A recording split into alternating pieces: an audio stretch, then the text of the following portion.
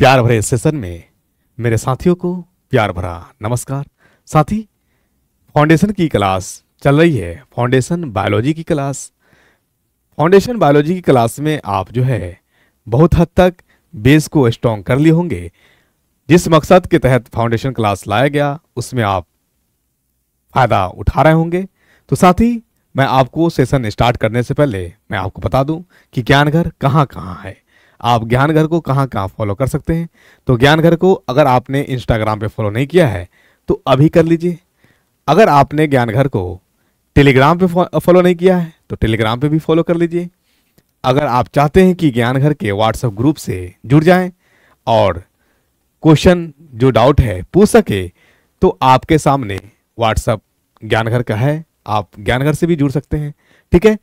आप चाहते हैं कि ज्ञानघर का ऐप्स हम इंस्टॉल करें प्ले स्टोर से, तो वो भी आप प्ले स्टोर से ज्ञानघर को इंस्टॉल कर सकते हैं। साथ ही आपका मन जहां चाह रहा है वहां ज्ञानघर को ढूंढ लीजिए, मिल जाएंगे। और साथ ही ढूंढना ही नहीं है, ज्ञानघर से लाभ भी उठाना है। चैनल का जो मकसद है कि शिक्षा का विस्तार हो, प्रसार हो, आसानी से हर एक टर्म को समझाया जा सके। तो ठीक उसी लिए बायोलॉजी की क्लास लाया गया था, फाउंडेशन क्लास। फाउंडेशन इस बायोलॉजी के बाद केमिस्ट्री का भी होगा, फिजिक्स का भी होगा। जो आपके एग्जाम का नीड है, दायरा है, पूरा मैराथन चलेगा साथी, जम करके चलेगा मेरे साथी। आपको बिल्कुल कहीं जाने की जरूरत नहीं है और कहीं भटकने की जरूरत नहीं है। आप अच्छे प्लेटफॉर्म पे हैं। ज्ञानघर जो प्लेटफॉर्म है बहुत तगड़ा, बहुत जबरदस्त। ये मैं नहीं कह रहा हूं, मेरे स्टूडेंट्स कह रहे हैं। आप जब एक बार फाउंडेशन क्लास कर लेंगे, जिस लेवल का क्वेश्चन उठाए, आपको मैंने क्वेश्चन का दिखाया भी कि क्वेश्चंस कहां कहां से पूछता है और कैसा कैसा क्वेश्चन पूछता है।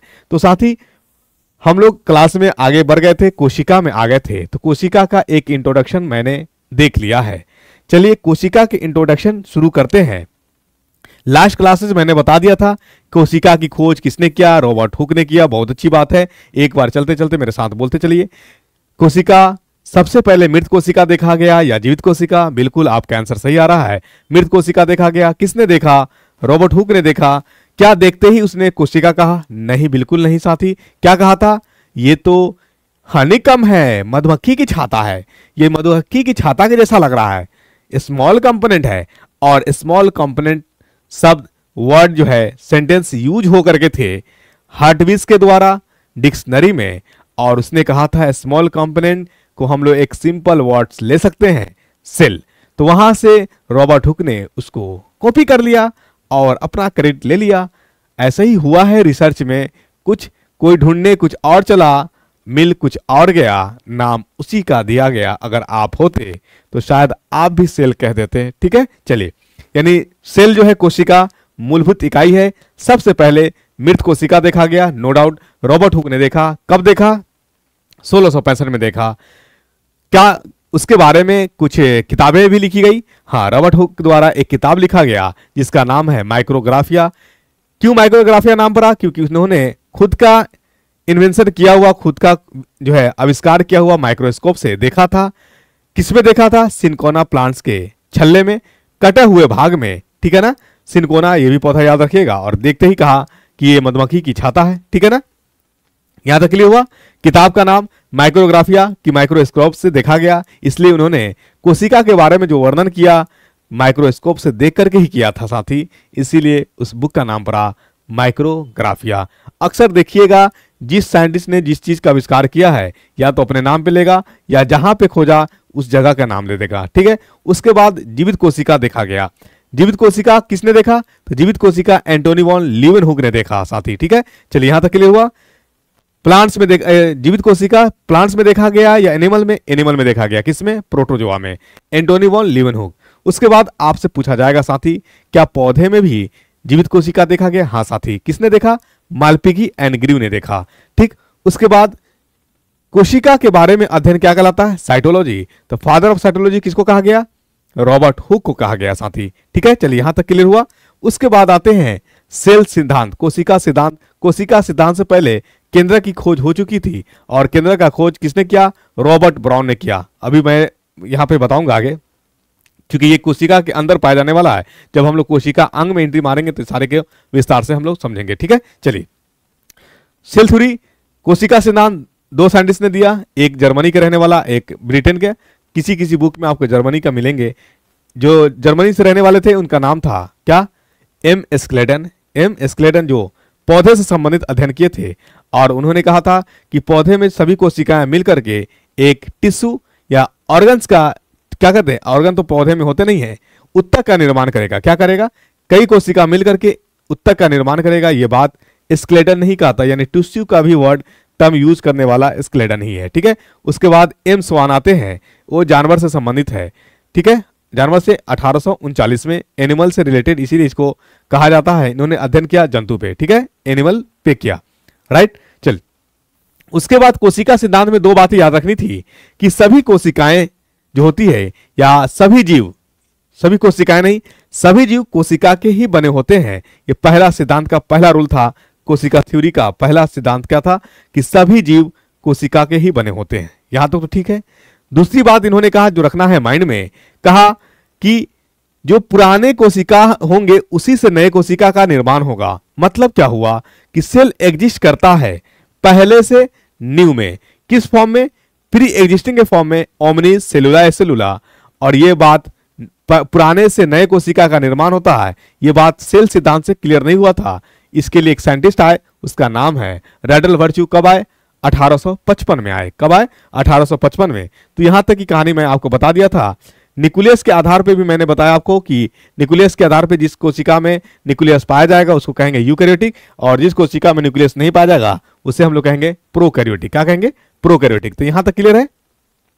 आकार के आधार पर तो हम लोग यहीं से क्लियर करेंगे आज, डाउट के। सबसे पहले कोशिका के आकार की बात करते हैं कि कोशिका की आकार जो है क्या एक ही जैसा होता है या घटभर होता है। तो कोशिका जो है का आकार एक्टिविटी पे निर्भर करता है। कोशिका की आकार घटता और बढ़ता है। ठीक है साथी, तो चलिए थोड़ा सा हेडिंग डालेंगे, कोशिका का साइज, आकार। बिल्कुल अच्छे अंदाज में पढ़े आकार। आपसे पूछा जाएगा कि जो यूकैरियोटिक होता है, यूकैरियोटिक, तो यूकैरियोटिक में जो है कोशिका का साइज क्या होता है, तो कोशिका का जो आकार होता है, साइज, ये थोड़ा सा रखिएगा, साइज ये होता है 10 से लेकर के 20 micrometre. This is the micro, symbol है माइक्रो। 1 माइक्रो बराबर 10 के पावर -6, 1 माइक्रो बराबर 10 के पावर -6। वहीं साथ ही अगर आपसे पूछा जाए कि यूकैरियोटिक में तो साइज होता है कितना, 10 और 10 से 20 माइक्रोमीटर। यही आपसे पूछ दिया जाए प्रोकैरियोटिक, क्या पूछे, प्रोकैरियोटिक में साइज क्या होता है, प्रोकैरियोटिक वाले कोशिका का साइज क्या होता है बताएं। तो बस 10 का 10% डिक्रीमेंट करा दीजिए, तो 10 का 10% कितना हो जाएगा, बोलिए 0.1। बहुत अच्छा। और 20 का 10% डिक्रीमेंट करा दीजिए, तो ये आपका हो जाएगा 0.2 माइक्रोमीटर। इसका मतलब क्या हो गया कि प्रोकैरियोटिक वाले कोशिका का जो आकार होता है, जो साइज होता है, 0.1 से 0.2 माइक्रोमीटर। बिल्कुल यहां तक क्लियर हो रहा, माइंड में सेट हो रहा कि नहीं हो रहा। रटना कुछ नहीं है, बस बिल्कुल साथी यहां बैठे उपस्थित कह रहे कि सर आप जो क्लास में बताते हैं, पढ़ाते हैं, बिल्कुल माइंड में छप जाता है। तो हाँ साथी, बस इसी चीज का एक्सपेक्टेशन होता है, यही चीज की उम्मीद होती है, और मुझे कुछ नहीं चाहिए, आपके माइंड में समझ में आना चाहिए। ठीक है साथी, क्लियर, कोई डाउट तो नहीं। हाँ, अब यहीं पे पूछ दिया जाए कि सबसे छोटी कोशिका किसकी होती है, जीवित कोशिका। तो आपने सुना होगा mycoplasma, PPLO, pleuropneumonia like organism को पीपीएलओ कहा जाता है। सबसे छोटा साइज इसमें लिख लीजिए पीपीएलओ, इसी को कहा जाता है माइकोप्लाज्म है। आपसे पूछेगा कि सबसे छोटी कोशिका किसकी होती है जो जीवित है। यस, बिल्कुल आपने सही कहा, PPLO, pleuropneumonia like organisms, जिसको अपन माइकोप्लाज्म बोलता है। क्या बोलता है, माइकोप्लाज्म बोलता है। साइज क्या होगा, इसका 10% डिक्रीमेंट करा दीजिए, इसका 10% डिक्रीमेंट कराएगी तो कितना हो जाएगा बताइए, बोलिए।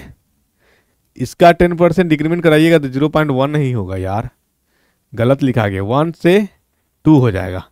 और इसका 10% डिक्रीमेंट कराइएगा तो 0.1 से 0.2। लेकिन कोशिका सिद्धांत में जो है इसका साइज अलग दिया, कोशिका सिद्धांत में इसका साइज दिया है कितना, बोलिए 0.3 माइक्रोमीटर, 0.3 माइक्रोमीटर। ठीक है, और प्रोकैरियोटिक के बारे में जो आकार दिया है कोशिका सिद्धांत में, वो शायद आप लिख लीजिए 3 से 5 माइक्रोमीटर, 3 से 5 माइक्रोमीटर। ये भी कभी कभी पूछ देते हैं, ये कहाँ है? सेल थ्योरी में है, सेल थ्योरी में, कोशिका सिद्धांत में। ठीक है ना, ये साइज कहाँ है? कोशिका सिद्धांत में है। ये सब थोड़ा लाइन क्लियर करते चलना है, क्योंकि हम लोग को अटका देता है। एग्जामिनर क्या करता है? अटकाने का काम करता है, फंसाने का काम करता है, और मुझे फंसना बिल्कुल नहीं है, फंसना बिल्कुल नहीं है साथी। ठीक है ना, यहां तक क्लियर हो रहा? ठीक है, चलिए आइए। उसके बाद पीपीएलओ के साइज पूछेगा 0.1 से 0.2। वायरस का साइज अगर पूछ दे, वायरस, विषाणु, विषाणु के बारे में एक दिलचस्प बात यह है कि विषाणु जो होता है, इसमें जो कोशिकाएं पाई जाती है, न ही जीवित होता है न ही डेड होता है। तो कोशिका सिद्धांत का अपवाद बन गया। कोशिका सिद्धांत ने क्या कहा कि सभी जीव बने होंगे किसके? कोशिका के, लेकिन उसमें वायरस में जो है न ही जीवित कोशिका है न ही डेड कोशिका है। ये डिपेंड करता है अपने होस्ट पे, अपने मेजबान पे। मेजबान कैसा है? अगर लेजी है तो पनप जाएगा, अगर एक्टिव है तो मार के इसको बौखलाहट उड़ा देगा। ठीक है, चलिए, तो ये याद रखिएगा थोड़ा सा माइंड में। ठीक है ना, तो इसका जो है 10% कितना हो जाएगा? 0.01, और इसका 0.02%, यानी माइक्रोमीटर। ये याद रखने का तरीका मैंने बता दिया। 10 का 10% इंक्रीमेंट कितना हो जाएगा? 1, 20 का 2, क्लियर, माइक्रोमीटर में। अब इसका कर दीजिए आप पीपीएलओ, हम लोग ऑर्डर में लिखे हैं। सबसे पहले लिखे यूकैरियोटिक, उसके बाद प्रोकैरियोटिक, उसके बाद पीपीएलओ, उसके बाद वायरस। तो यहां तक क्लियर हुआ? रटने में तो आसानी हो गई होगी, रटना नहीं है साथी। ठीक है, बोलो मेरे साथ एक बार, क्या बोलोगे? बायोलॉजी वाले बाबा की, अरे नहीं यार, यूकैरियोटिक बोलो। क्या बोलो? यूकैरियोटिक का आकार कितना होता है? 10 से 20 माइक्रोमीटर। वहीं प्रोकैरियोटिक की क्या? तो 1 से लेकर के 2 माइक्रोमीटर। लेकिन कोशिका सिद्धांत में क्या 1 से 2 है? नहीं है, 3 से 5 माइक्रोमीटर है। ठीक है, पीपीएलओ की बात करेंगे तो पीपीएलओ 0.1 से 0.2, कोशिका सिद्धांत में क्या यही ऑर्डर है? नहीं, 0.3 माइक्रोमीटर है। और वायरस की बात करेंगे तो वायरस में 0.01 से 0.02 माइक्रोमीटर तक है। ये थोड़ा सा रखना था माइंड। अब कोशिका आपसे पूछा जाएगा कि आकार के आधार पे कोशिका कितने प्रकार के होते हैं? तो आकार के आधार पे कोशिका, किसी का आकार होता है डिस्क लाइक, किसी का आकार होता है रॉड लाइक, किसी का आकार होता है सिलिंडर बेलनाकार, और किसी का आकार होता है कैसा? बोलिए, नैरो संकुचित टाइप का। तो यानी आकार के आधार पे अगर पूछा जाए तो कोशिका 6-7 जो है प्रकार के होते हैं। हर कोशिका का अलग अलग अपना शेप होता है, अलग अलग आकार होते हैं। तो इसलिए घबराने की बात बिल्कुल नहीं है साथी। पता है बच्चों एक बात क्या है? बोलिए, बता दूं? अगर आपको पढ़ाई से समस्या उत्पन्न हो रही है, समझ में नहीं आ रहा है, तो मन का सुनना बिल्कुल नहीं है। अपने मिशन को देखना है कि आप किस लिए और क्यों पढ़ रहे हैं, किस लिए और क्यों पढ़ रहे हैं, और पढ़ना क्यों जरूरी है, इसकी तुलनात्मक करेंगे तो बच्चों पता है सभी रास्ते खुल जाएंगे रुकावटों से लड़कर। तो देख, जो भी बैरियर है, जो भी रुकावटें हैं, सभी रास्ते खुल जाएंगे ठोकर रुकावटों से लड़कर। तो देख, सब होगा हासिल, तू जिद पर अर को तो देख, है ना। जिद पर अरना जरूरी है, ठाना जरूरी है। जिद अगर एक बार माइंड में आ गया तो फिर मजा मजा बल्ले बल्ले है ना। चलिए, आकार के आधार पे लिखिए, आकार कैसा कैसा होता है? आकार, शेप। तो शेप जो होता है ना साथी, एक होता है shape disc like. Bike disc TV देखे हैं, जो चैनल लगा रहता है, डिस्क कवरेज करता है, जो आपका कैसा होता है उसको कह सकते हैं आप अवतल टाइप का होता है, कनकेव टाइप का होता है, अवतल, अवतल नुमा। ठीक है, ब्रेक बाइक वगैरह में तो देखते ही हैं डिस्क ब्रेक। एक होता है आपका कैसा? संकुचित, नैरो, संकुचित, कोलुमनर, नैरो। एक होता आपका लंबा, लॉन्ग और ब्रांच, शाखित। सारे हम डायग्राम लाते हैं, ठीक है। और एक होगा आपका कैसा, बोलिए, लॉन्ग ही हुआ, लंबा होगा। आइए देखते हैं सबको एक एक करके कि कैसा कैसा होता है। इमेजवा देख लेंगे तो क्लियर हो जाएगा। तो डिस्क शेप में आपका आ जाएगा आरबीसी। क्या आ जाएगा? आरबीसी। डिस्क शेप में कैसा आ जाएगा? आरबीसी। तो ये रहा आपका आरबीसी, देख लीजिए। अगर आपसे पूछ दिया जाए कि आरबीसी में जो सेल होता है, कोशिका होता है, उसका आकार कैसा होता है, तो डिस्क के टाइप का होता है। चलिए संकुचित और नैरो वाला लाते हैं और सबको एक एक करके हम एक्सप्लेनेशन करेंगे, ठीक है? समझेंगे कि क्या होता है, नहीं होता। उसके बाद हम लोग क्लासिफिकेशन करेंगे प्रोकैरियोटिक और यूकैरियोटिक की, क्या अंतर पाया जाएगा, नहीं पाया जाएगा। चलिए तो एक हो जाएगा आपका, किधर हो गया, कोलमनर लीजिए, नैरो टाइप का।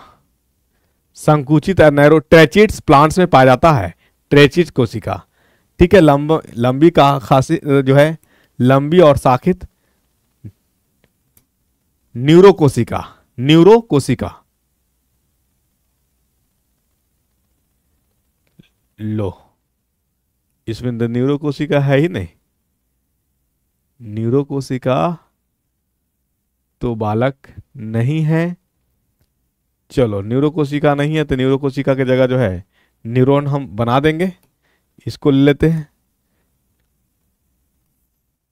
एक लंबा यहां पे डाल देते हैं। अमीबा की जगह पे हम इसको जो है चेंज करें और लंबा की जगह कर देते हैं अमोबाइड्स आकार, ठीक है। ये WBC है, क्या है? WBC। चलिए लंबा शाखित तो हम बना देते हैं न्यूरॉन, ये इतना तो हम कर ही देंगे आपका। चलिए इसको हम लोग कहते हैं डेंड्राइट्स। क्या कहते हैं? डेंड्राइट्स। यहां होता है न्यूक्लियस और ये बॉडी को कहा जाता है साइटोन या सोमा, साइटोन या सोमा, सेल बॉडी, ठीक है। चलिए संकुचित आकार आपके सामने दिख गया। अगर आपसे पूछा जाए, क्या पूछा जाए साथी, कि WBC का आकार कैसा होता है, तो WBC का जो आकार होता है वो अमीबा की तरह होता है, इरेगुलर होता है। क्या होता है? इरेगुलर होता है। देखिए यहां कुछ दिख रहा होगा, है ना, इरेगुलर टाइप का होता है। और WBC के पास अगर पूछा जाए कि RBC और WBC में क्या कोई एक कॉमन अंतर है क्या, हाँ साथी है। WBC में न्यूक्लियस पाया जाता है जबकि RBC में न्यूक्लियस नहीं पाया जाता हम लोगों में। हाँ एक्सेप्शन है, अपवाद है। कौन कौन? एक लामा आपने सुना होगा और कैमल, ऊंट सुना होगा। ये दोनों में जो है, दोनों के RBC में न्यूक्लियस पाया जाता है। बाकी जितने भी जंतु है उसके RBC में न्यूक्लियस नहीं पाया जाएगा साथी, ठीक है। चलिए ये ट्रेचिस देखिए, लंबा तो है लेकिन बाहर में जाके क्या हो गया, संकुचित हो गया। इसी को नैरो कहते हैं। ये क्या, कैसा आकार का हो गया? नैरो टाइप का हो गया, संकुचित हो गया। लंबा है और संकुचित है। तो जो ट्रेचिड कोशिका पाया जाता है, जो पौधे में पाई जाती है, उसका कोशिका का आकार कैसा होता है? लंबा तो जरूर होता है और संकुचित होता है। यहां तक समझ में आया कि नहीं आया, बोलिए। चलिए लंबे और शाखित में देख लीजिए, ये न्यूरॉन है। सबसे लंबी कोशिका अगर बात किया जाए कि लॉन्गेस्ट, सबसे लंबा सेल किसका होता है, तो नर्व सेल होता है, तंत्रिका कोशिका होता है, ठीक है। ये याद रखिएगा, सबसे लॉन्गेस्ट सेल, लॉन्गेस्ट कोशिका किसका होता है? न्यूरॉन का होता है, ठीक है। और सबसे छोटी कोशिका अगर बात किया जाए तो जीवित कोशिका सबसे छोटी PPLO माइकोप्लाज्म का, उसको भी देख ही लीजिए एक बार, ठीक है। ये क्लियर हो गया यहां तक, कोई डाउट? चलिए सबसे छोटी कोशिका को देख लीजिए, PPLO कैसा होता है। और सबसे बड़ी कोशिका अगर आपसे पूछा जाए तो सबसे बड़ी कोशिका आपका जो है क्या है? ऑस्टिक एग है। ऑस्टिक का अंडा देखे हैं, इमू का अंडा, ऑस्टिक का अंडा, तो ये है आपका माइकोप्लाज्म। अगर आपसे पूछा जाए कि सबसे छोटी कोशिका, जीवित कोशिका, सबसे छोटी जीवित कोशिका, PPLO माइकोप्लाज्म, ठीक है, डायग्राम दिख रहा। और सबसे बड़ी कोशिका, लंबी नहीं कह रहा हूं मैं, बड़ी कह रहा हूं, बिल्कुल आप सही सुन रहे हैं। सबसे बड़ी लार्जेस्ट कोशिका किसकी होती है? शुतुरमुर्ग की अंडा का, शुतुरमुर्ग के अंडा का। तो आइए उसका भी देख लेते हैं, शुतुरमुर्ग का अंडा कैसा होता है। आइए शुतुरमुर्ग का अंडा कैसा होता है, ये देखिए, ये है शुतुरमुर्ग का अंडा, और ईमू का भी है, चिकन का भी है। जिसका अंडा आपको यूज करना है करिए। चलिए, ये शुतुरमुर्ग का अंडा है, शुतुरमुर्ग सबसे बड़ी अंडा, सबसे बड़ी। शुतुरमुर्ग के बाद आपका ईमू आता है।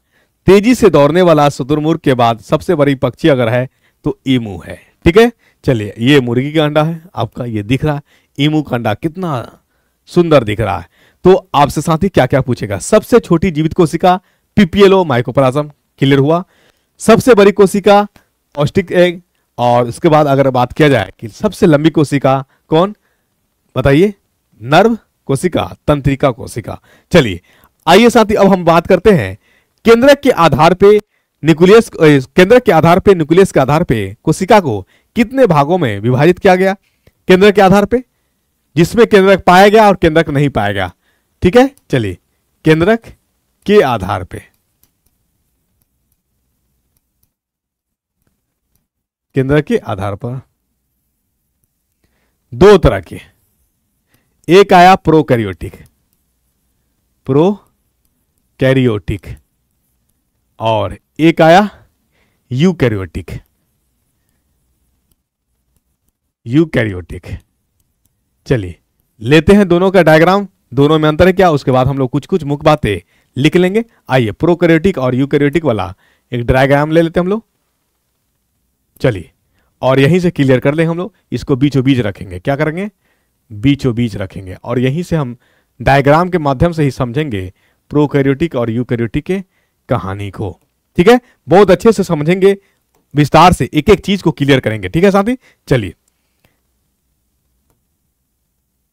आइए, सबसे पहले क्या अंतर आ सकता है? प्रोकैरियोटिक आखिर नाम पड़ा ही किस लिए है साथी? प्रोकैरियोटिक तो नाम तब ही न पड़ा जब उसमें केंद्रक नहीं पाया गया। बहुत अच्छा, तो जब केंद्रक पाया ही नहीं गया तो उसको घेरने वाला होगा क्या? कोई नहीं होगा। तो आप कहेंगे जो केंद्रक होता है उसको कहा जाता है न्यूक्लियस। क्या कहा जाता है? न्यूक्लियस। तो यहां से एक चीज पता चला, प्रोकैरियो, तो कैरियो का मतलब क्या हुआ?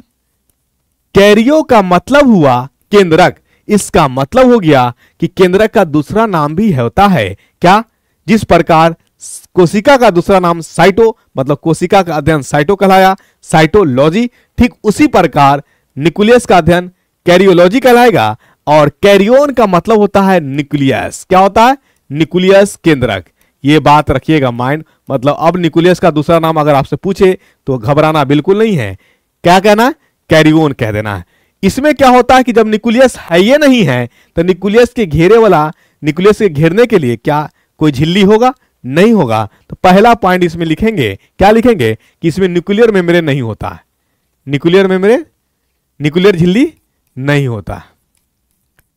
ठीक है साथी, चलिए। और यूकैरियोटिक में क्या होता है? यूकैरियोटिक में केंद्रक होता है, तो इसमें न्यूक्लियर मेम्ब्रेन होता है। न्यूक्लियर मेम्ब्रेन मैं प्लस अगर दूं तो इसका मतलब होता है कि प्रेजेंट है, और मैं अगर माइनस दूं इसका मतलब होता है अब्सेंट है। बस माइनस और प्लस से ही हम लोग इंडिकेट करेंगे। ठीक है, माइनस और प्लस से। माइनस का मतलब है कि अब्सेंट है और प्लस का मतलब है कि प्रेजेंट है। चलिए, न्यूक्लियर मेम्ब्रेन नहीं है। दूसरी बात अगर आपसे पूछ दे इसमें कि प्रोकैरियोटिक और यूकैरियोटिक में क्या अंतर है, तो क्या क्या बताएंगे? जब न्यूक्लियर नहीं है तो क्या इसमें न्यूक्लियोलस होगा? न्यूक्लियस यानी न्यूक्लियस को जो घेरे रखता है स्फेरिकल शेप में, उसी को कहा जाता है न्यूक्लियोलस। क्या कहा जाता? तो जब न्यूक्लियर नहीं है, न्यूक्लियस नहीं है, तो न्यूक्लियोलस होगा। न्यूक्लियोलस समझ में आया? कैसा होता है? ये एक स्फेरिकल आकार का होता है जो केंद्रक को घेरे रखता है। ठीक है, केंद्रक के चारों तरफ से सराउंडेड होते हैं, तो इसमें न्यूक्लियोलस भी नहीं होगा। हिंदी इंग्लिश दोनों एक ही है, न्यूक्लियोलस नहीं होता। माइनस मतलब अब्सेंट है, इसका मतलब अब्सेंट समझिएगा। ठीक है, चलिए, इसमें होगा, न्यूक्लियोलस होगा, प्रेजेंट है, उपस्थित है। ठीक है, प्रेजेंट उपस्थित है प्लस। अब यहां पे पूछेगा आपसे, क्या पूछेगा साथी? कि प्रोकैरियोटिक में तो न्यूक्लियस है नहीं, लेकिन जेनेटिक मटेरियल पाया जाता है। डीएनए, अगर जेनेटिक मटेरियल नहीं पाया जाएगा तो बवाल ना हो जाएगा कि कौन किसका है, पता नहीं चलेगा। तो इसीलिए कौन किसका है ये चीज बताने के लिए जेनेटिक मटेरियल का तो होना जरूरी है ना, तो डीएनए पाया जाता है। लेकिन एक बात रखेला है याद, क्या याद रखना है कि इसमें जो डीएनए पाया जाता है ना, उसमें हिस्टोन प्रोटीन नहीं पाया जाता है। बस यही बात याद रखना है, डीएनए में हिस्टोन प्रोटीन नहीं होता है, हिस्टोन प्रोटीन नहीं होता है, हिस्टोन प्रोटीन नहीं, हिस्टोन प्रोटीन नहीं। इसमें डीएनए में हिस्टोन प्रोटीन होता है। बस कितना अच्छा क्लियर करते चलना हम लोग को, डीएनए में हिस्टोन प्रोटीन होता है। ठीक है, उसके बाद हम लोग इस पे आएंगे, समझेंगे मजा से। ठीक है, दूसरी बात, आइए डीएनए हो गया।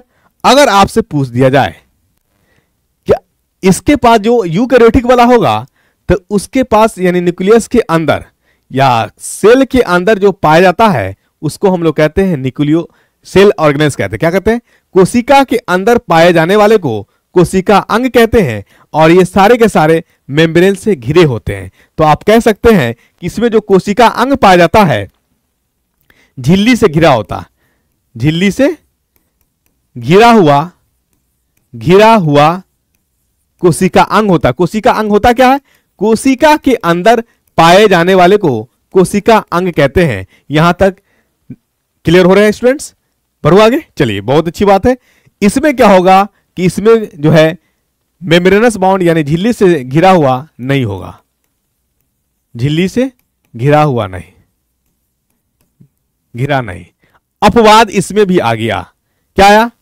क्रोमैटोफोर आपने पढ़ा है, ब्लू ग्रीन अलगी, ग्रीन शैवाल यानी ब्लू नीला शैवाल हरित, ब्लू ग्रीन अलगी आपने पढ़ा, उसमें पाया जाता है। तो आप लिख सकते हो अपवाद बीजीए में पाया जाता है, बीजीए में पाया जाता है। ठीक है, बॉन्डेड। ठीक है ना? चलिए, अब आपसे पूछा जाएगा, क्या पूछा जाएगा कि प्रोकैरियोटिक वाले सेल में, प्रोकैरियोटिक में क्या सेल वॉल कोशिका भित्ति पाई जाती है? हाँ, पाई जाती है साथी, लिखेंगे कोशिका भित्ति तो पाई जाती है।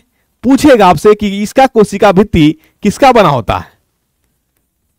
बोलिए, इसका कोशिका भित्ति जो होता है बना होता, मैंने आपको पढ़ाया मुनेरा में, जीवाणु में, बैक्टीरिया में पढ़ाया था कि बैक्टीरिया का सेल वॉल बना होता है किसका? बताइए, पेप्टाइडोग्लाइकन,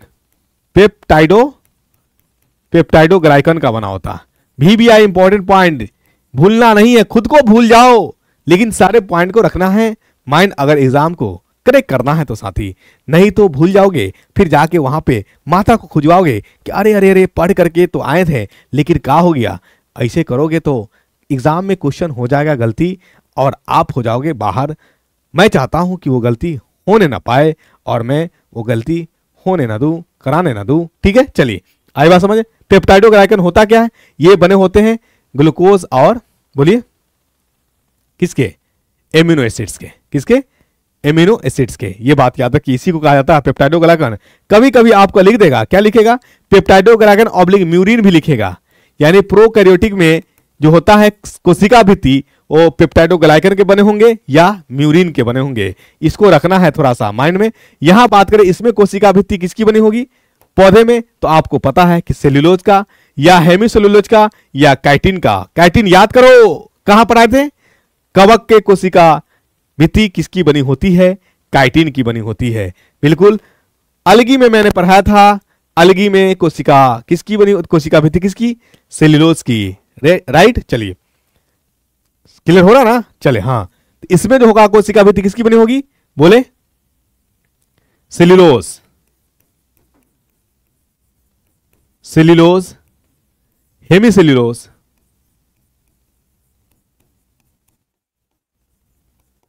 हेमीसेल्यूलोज, काइटिन, काइटिन के बने होते हैं। Chitin, chitin flagella. अब यहां पे आपके पास आएगा, क्या आएगा कि यहां पे देखिए, ये प्रोकैरियोटिक है, इसमें पाया जा रहा फ्लैजेला। आइए डायग्राम पे, अब क्या, ये डायग्राम पे आइए। तो ये फ्लैजेला जो होता है बना होता है किसके? फ्लैजेलिन प्रोटीन के। यानी प्रोकैरियोटिक में फ्लैजेला बना होता है फ्लैजेलिन प्रोटीन्स के। तो एक बात याद रखिए माइंड, ये फ्लैजेला किसका बना होता है? तो यहां पे लिखिए फ्लैजेलिन प्रोटीन। बहुत अच्छा, चलिए, और इसमें जो होता है फ्लैजेला है क्या? इसमें फ्लैजेला बता रहा क्या क्या कहीं? यूकैरियोटिक में फ्लैजेला दिख रहा है आपको, इसमें भी पाया जाता है फ्लैजेला, फ्लैजेला पाया जाता है, लेकिन किसकी बनी होती है, ये ट्यूबुलिन प्रोटीन की बनी होती है, ट्यूबुलिन प्रोटीन की। ये बात रखिएगा मान, पूरा एनसीईआरटी का लाइन कवर हो रहा है आपका, जिस एग्जाम के लिए क्वेश्चन उठाओ दन दन बनेगा आपका, कहीं से कोनो गड़बड़ नहीं होगा, ठीक है। चलिए अब यहां पे साथ ही आपको दिख रहा होगा, क्या दिखा, यह है आपका बाहरी लेयर जिसको बोला गया सेल वॉल। तो सेल वॉल किसका बना होगा, अभी आपको मैंने क्लियर किया। अब यहां पे मैं कलर चेंज करूंगा और बताऊंगा डायग्राम से। सेल वॉल किसका बना होता है, पेप्टाइडोग्लाइकॉन का या किसका, बोलिए कोशिका भित्ति पेप्टाइडोग्लाइकॉन का बना रहे या म्यूरिन का बना रहे, ठीक है साथी। चलिए फ्लैजेला, फ्लैजेला किसका बना होगा, फ्लैजेलिन प्रोटीन का। तो फ्लैजेलन कभी कभी क्वेश्चन पूछ देता है कि फ्लैजेला का कितने पार्ट्स होते हैं, 3 पार्ट्स होता है, लिख लीजिए फ्लैजेलिन का कितने पार्ट्स, 3 पार्ट्स, ठीक है।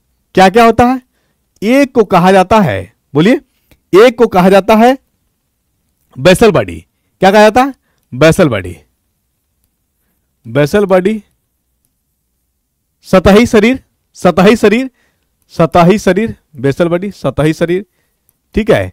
एक को बोला जाता हुप, चूसक, और एक को बोला जाता फिलामेंट। फिलामेंट के बारे में याद रखना है कि सबसे लंबा होता है, सबसे लंबा, यानी फ्लैजेला के 3 पार्ट्स में तीनों में सबसे लंबा यही होता है, सबसे लंबा। क्वेश्चन पूछा था सीजीएल में, क्वेश्चन पूछा था सीजीएल में कि फ्लैजेला का कौन सा भाग है जो सबसे लंबा होता है, डायरेक्ट आंसर आपका कौन सा बताइए, फिलामेंट। क्लियर दिख रहा है कि नहीं दिख रहा है, आइए आगे बात कर लेते हम लोग। ये पिलाई क्या होता है, पिलाई, और पिलाई के बाद एक और स्ट्रक्चर देगा फिम्ब्रियाई, क्या देगा, फिम्ब्रियाई। ये छोटा छोटा जो है, छोटा छोटा को नाम दो, ये छोटे छोटा का नाम दो फिम्ब्रियाई, क्या दो, फिम्ब्रियाई, चलो फिम्ब्रियाई, छुटकू को नाम दो फिम्ब्रियाई और लंबू को नाम दो पिलाई। इससे पता चला कि फिम्ब्रियाई और पिलाई बनता कैसे है, तो बनता है, आइए नेक्स्ट पेज पे, कहा ये नेक्स्ट पेज पे, और फ्रेश से लेते हैं हम लोग किसको, प्रोकैरियोटिक वाले को और यूकैरियोटिक वाले को, क्योंकि यहां तक हम लोग का हो गया क्लियर प्रोकैरियोटिक और यूकैरियोटिक में क्या क्या पाया जाता और क्या नहीं पाया जाता है, ठीक है साथी। आपके एग्जाम ऑफ पॉइंट फिर से अब हम लोग थोड़ा समझ लेते हैं प्रोकैरियोटिक वाले में जो होता है क्या क्या उसमें और फीचर्स है, उसको थोड़ा सा हम लोग डील कर ले और आसानी पूर्वक इसे पढ़ें ताकि एक एक चीज क्लियर हो सके। पिलाई क्या है, फिम्ब्रियाई क्या है, तो आइए हम लोग पिलाई और फिम्ब्रियाई पे आ जाते हैं। घबराना बिल्कुल नहीं है, लीजिए एक एक चीज को समझना है। क्या समझना है, क्वेश्चन कहीं से भी आए छूटना नहीं चाहिए। ये प्रोकैरियोटिक वाला है, ये लुक लाइक का जीवाणु का है, बैक्टीरिया का, किसका है, बैक्टीरिया का। चलो मैं तो रखूंगा यहां और करूंगा सेट और ले यहां मार्कर। ये है आपका जीवाणु बैक्टीरिया का, इसके बारे में पढ़ना है आपको, चूंकि जीवाणु में जो कोशिकाएं पाई जाती है न्यूक्लियस लेस कोशिकाएं पाई जाती है, जिसको कहा जाता है प्रोकैरियोटिक। बिल्कुल आप सही कह रहे हो, ठीक है, समझते चलना है। आपसे पूछा जाएगा, क्या पूछा जाएगा कि प्लाज्मिड क्या होता है, प्लाज्मिड क्या होता है, तो ये लिखिएगा, ये जो होता है प्लाज्मिड, ये अतिरिक्त क्रोमोसोमल अतिरिक्त गुणसूत्र वाला भाग है, अतिरिक्त गुणसूत्र वाला भाग है, तो आप लिखेंगे अतिरिक्त अतिरिक्त गुणसूत्र। कभी कभी इसका शेप पूछ देता है कि कैसा होता है, ये छोटा और गोलाकार होता है, ये छोटा और गोलाकार होता है, छोटा और गोलाकार है ना, वृत्ताकार गोलाकार, वृत्ताकार कह लीजिए, सर्कुलर होता है, स्मॉल एंड सर्कुलर, वृत्ताकार, ठीक है। चलिए यहां तक क्लियर हुआ। इसके अंदर जो है पाया जाता है, साइटोप्लाज्म के अंदर पाया जाता है क्या, राइबोसोम। राइबोसोम का क्या काम है, प्रोटीन का बनाना। प्रोकैरियोटिक और यूकैरियोटिक में बात करिएगा, यूकैरियोटिक में सभी कोशिकाएं अंग पाए जाएंगे, लेकिन प्रोकैरियोटिक में इकलौता एक ही है राइबोसोम जो पाया जाएगा। इसका काम क्या है, इसका काम है प्रोटीन का बनाना, क्या बनाना, प्रोटीन्स का बनाना, ठीक है। ये आपका 3 लाइक दिख रहा है, ये आपका क्रोमोसोमल डीएनए है। जहां क्रोमोसोमल डीएनए पाया जाता है, यानी साइटोप्लाज्म से संलिप्त होकर के डीएनए, आरएनए और प्रोटीन्स, उसको कहा जाता है न्यूक्लियाइड। क्या कहा जाता है, न्यूक्लियाइड। तो ये आपका कहलाएगा न्यूक्लियाइड, लिखिए न्यूक्लियाइड क्या है? न्यूक्लियाइड है जहां पाया जाता है डीएनए, जेनेटिक मटेरियल, आरएनए और प्रोटीन्स, या जिसको आप कहते हैं राइबोसोम, राइबोसोम। तो इसको हम लोग कहते हैं न्यूक्लियाइड। क्या कहते हैं? न्यूक्लियाइड कहते हैं। चलिए आइए, फिम्ब्रियाई क्या है? तो फिम्ब्रियाई जो है, अब सोचो थोड़ा सा देखो, ये हमारा सेल वाल, ठीक है। चलिए, ये हमारा है सेल मेम्ब्रेन, सेल मेम्ब्रेन। इसके अंदर पाया जा रहा साइटोप्लाज्म। क्या पाया गया? इसको घेरे हम और घेर लेते हैं साइटोप्लाज्म। चलिए, जब साइटोप्लाज्म अंदर की ओर घूमेगा, क्या घूमेगा? जब साइटोप्लाज्म अंदर की ओर घूमेगा तो एक चीज का निर्माण करेगा, उसको कहेंगे हम लोग मीजोजोम। क्या कहेंगे? मीजोजोम। और लिखेंगे मीजोजोम सिर्फ और सिर्फ, मीजोजोम सिर्फ और सिर्फ प्रोकैरियोटिक में ही पाया जाएगा, ओनली प्रोकैरियोटिक में पाया जाएगा मीजोजोम। बनता कैसे है? बनता है कि जब साइटोप्लाज्म अंदर की ओर घूमेगा, अंदर की ओर टहलेगा, जैसे अपन रूम के अंदर घूमेगा तो कोई ना कोई चीज बनावेगा। तो वही चीज है कि जब साइटोप्लाज्म अंदर की ओर घूमेगा तो एक बनावेगा मीजोजोम। अच्छा, तो मीजोजोम बनाया क्यों? मीजोजोम बनाया इसलिए क्योंकि इसके पास तो सेल ऑर्गेनेल्स, माइटोकॉन्ड्रिया है नहीं, लाइजोजोम्स है नहीं, गोल्गी बॉडीज है नहीं। माइटोकॉन्ड्रिया के नहीं होने से क्या होगा? माइटोकॉन्ड्रिया के नहीं होने से आखिर इसको तो जिंदा रहना है, ऊर्जा चाहिए ना। एटीपी तो बनाने वाला माइटोकॉन्ड्रिया है नहीं, तो एटीपी बनाने का काम जो है, ऊर्जा बनाने के काम करेगा मीजोजोम। इसीलिए मीजोजोम का निर्माण हुआ है। इसके अंदर कोशिका घुमा है। क्या किया है? कोशिका घुमा है। तो आप रखिएगा, मीजोजोम के बनने से क्या होगा? दो फायदा होगा। एक तो माइटोकॉन्ड्रिया का काम करेगा, और ये जो सेल वाल है बाहरी ओर, सेल वाल में जो मटेरियल रिक्वायर्ड होती है, तो मटेरियल का स्रावित करने का, मटेरियल को सिक्रीट करने का काम गोल्गी बॉडीज का है। तो ये दो काम कर देता है, एक कर देता है काम माइटोकॉन्ड्रिया वाला, और एक काम करता है गोल्गी बॉडी वाला। ये सेल वाल मटेरियल जो है, जो सेल वाल के लिए जरूरत है, उसको सिक्रीट करता है, और ये जो माइटोकॉन्ड्रिया है, ये एरोबिक रेस्पिरेशन में मदद करता है। एरोबिक रेस्पिरेशन मतलब वायवीय श्वसन में एरोबिक रेस्पिरेशन में मदद करता है। एरोबिक रेस्पिरेशन में मदद कर, इससे क्या होगा? तो इससे जो होगा, यूकैरियोटिक वाले को ऊर्जा मिलेगा। आप रखना है माइंड में कि जब साइटोप्लाज्म कोशिका दर्भ प्रोकैरियोटिक के अंदर इनसाइड घूमा तो क्या बनाया मीजोजोम। मीजोजोम के बनने से फायदा क्या हुआ? फायदा यह हुआ कि उसने दो का रोल अदा किया, एक गोल्गी बॉडी का और एक माइटोकॉन्ड्रिया का। माइटोकॉन्ड्रिया का काम इसलिए क्योंकि ऊर्जा की जरूरत है घूमने के लिए, टहलने के लिए, और दूसरी बात कि उसको जो है सेल वाल को प्रोटेक्शन चाहिए, क्योंकि एक्चुअली में सेल वाल है जो है आकार देने का काम करता है, प्रोटेक्ट करने का काम करता है, और क्या ब्रस्ट ना हो जाए, फट ना जाए, पानी पड़े फट ना जाए, इसके लिए प्रोटेक्शन प्रोवाइड करता है। इसीलिए इसकी जरूरत है किसको?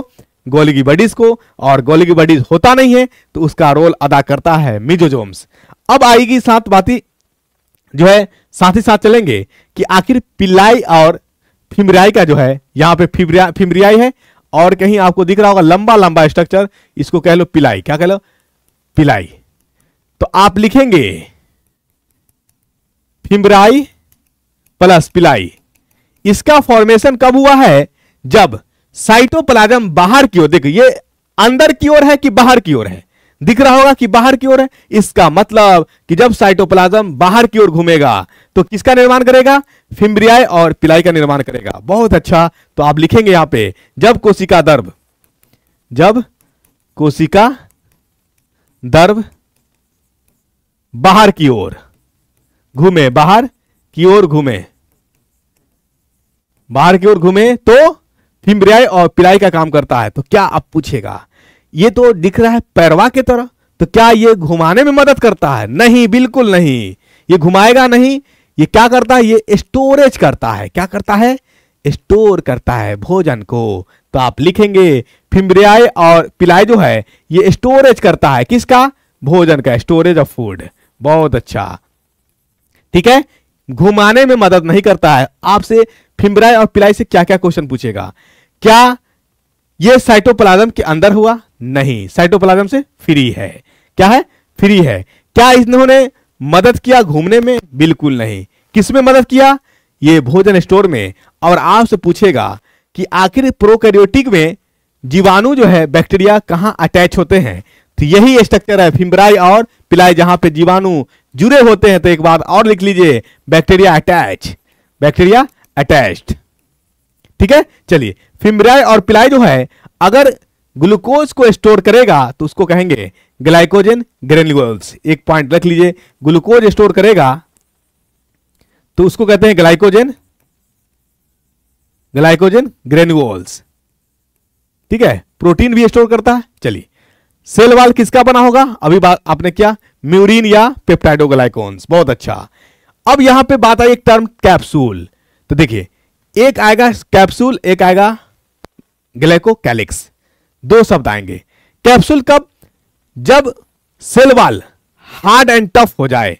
हार्ड एंड टफ होगा प्रोकैरियोटिक का, जब cell wall hard and tough होगा तो नाम पड़ेगा कैप्सूल। तो यहां पे लिख लीजिए, जब सेल वॉल क्या हो जाए, हार्ड, कठोर हो जाए, कठोर, तो नाम पड़ेगा कैप्सूल। और एक आता है ग्लाइकोकैलिक्स। क्या आता है? ग्लाइकोकैलिक्स। जब सेल वॉल चिपचिपा हो, क्या हो? चिपचिपा हो, म्यूरिन हो, लस्सेदार हो, तो उसका नाम पड़ेगा ग्लाइकोकैलिक्स। तो ये बाहरी लेयर जो होता है, ये लेयर, इसको हम लोग ग्लाइकोकैलिक्स भी कहते हैं। क्या कहते हैं? Glycocalyx, glycocalyx. दोनों बाहरी ही है, कैप्सूल भी बाहर, ग्लाइकोकैलिक्स भी बाहर। ग्लाइकोकैलिक्स बाहर, तो ग्लाइकोकैलिक्स नाम कब पड़ेगा? बोलिए, ग्लाइकोकैलिक्स का नाम पड़ेगा जब ये चिपचिपा होगा। क्या होगा? चिपचिपा होगा। तो यहां तक क्लियर हुआ? चिपचिपा होगा तो इसका नाम पड़ेगा क्या? बोलिए, ग्लाइकोकैलिक्स। और यही हार्ड हो जाएगा तो उसका नाम पड़ेगा कैप्सूल। चलिए प्लाज्मिड क्या है? तो प्लाज्मिड जो है एक्स्ट्रा न्यूक्लियर पार्ट्स है। यहां तक क्लियर हुआ? राइबोसोम एक बात पूछता है, पॉलीराइबोसोम। तो अब डीएनए, इसमें जेनेटिक मटेरियल पाया जाता है डीएनए। तो डीएनए से क्या बनेगा? रेप्लिकेट होगा। डीएनए से बनेगा आरएनए, आरएनए से बनेगा एमआरएनए, और एमआरएनए से बनेगा प्रोटीन। बहुत अच्छी बात है। चलिए कभी कभी क्या होता है कि एमआरएनए से ये मान लो कि नीचे वाला लाइन है हमारा एमआरएनए। क्या है? एमआरएनए। इस एमआरएनए से कई राइबोसोम जुड़ जाता है, कई राइबोसोम जुड़ जाता है, कई राइबोसोम जुड़ जाता है। तो इसी को कहा जाता है पॉलीराइबोसोम। क्या कहा जाता है? पॉलीराइबोसोम। ये भी बात रखिएगा याद। और पॉलीराइबोसोम क्या यूकैरियोटिक में पाया जाएगा? नहीं, बिल्कुल नहीं। किस में पाया जाएगा? सिर्फ और सिर्फ प्रोकैरियोटिक में ही पाया जाएगा पॉलीराइबोसोम्स। ये भी बात माइंड में रखना है। ठीक है, चलिए फ्लैजेला किसका बना होगा? फ्लैजेलिन प्रोटीन का 3 पार्ट्स। कौन कौन? बोलिए, बेसल बॉडी, सतही शरीर, और हुप, और तीसरा क्या है? फिलामेंट, सबसे लंबा। बहुत अच्छा। चलो क्लियर हुआ? साइटोप्लाज्म मैंने बता ही दिया आपको। एक बात याद रखना है कि इसमें जो है कभी कभी राइबोसोम का यूनिट पूछ देता है, तो याद रखना है यूनिट कितना होता है? बोलिए, 70S होता है। क्या होता है? Ribosome 70S। इसमें जो राइबोसोम पाया जाता है 70S। कैसे करके? 50 + 30, 50 + 30, 50S + 30S करके 70S। ये याद रखिएगा। यूकैरियोटिक में 70 और 80 दोनों पाया जाता है, जबकि प्रोकैरियोटिक में सिर्फ और सिर्फ क्या पाया जाता है? 70S ribosome. तो साथी यहां तक क्लियर हुआ। नेक्स्ट क्लास हम लोग यूकैरियोटिक को करते हुए प्लांट सेल और एनिमल सेल में बात करते हुए कोशिका अंग में आ जाएंगे। साथी यहां तक मन लगा के पढ़िए, अच्छे से पढ़िए, बहुत विस्तार से एक एक टर्म को क्लियर कर दिए हैं। आपका मन है नीट का क्वेश्चन उठा लो, आपका मन है सीजल का क्वेश्चन उठा लो, आपका मन है आरआरबी जेई का उठा लो, आपका मन है एनटीपीसी, है ना, आरआरबी एनटीपीसी का उठा लो, आपका मन है एसएससी एमटीएस का उठा लो, आपका मन है सीएचएसएल का उठा लो, आपका मन है बिहार सीजीएल का उठा लो, आपका मन, जिसका मन है, जहां से मन है, बीपीएससी यूपीएससी, जिसका क्वेश्चन उठाना है उठाओ। सारे के सारे क्वेश्चन बनेंगे। शर्त है कि फाउंडेशन क्लास 0 से पढ़िए। मैंने वादा किया है कि 0 से लेकर के हीरो तक लेकर के जाएंगे, आपको निश्चित ही बनाएंगे और बताएंगे भी कि क्वेश्चन बनता है या नहीं बनता है। क्वेश्चन बने तो लाइक जरूर करिए, कमेंट भी करिए और साथियों को शेयर भी करिए। जय हिंद साथी। ज्ञान घर यूट्यूब चैनल से आप बने रहें और फॉलो करें। इंस्टाग्राम पे भी फॉलो करें, टेलीग्राम पे फॉलो करें, व्हाट्सएप ग्रुप पे, और फॉलो करें कहाँ? बोलिए, जहां मन करे वहां। तो लाइक का ऑप्शन है आपके पास, दबा दीजिए। जय हिंद साथी। Thank you so much.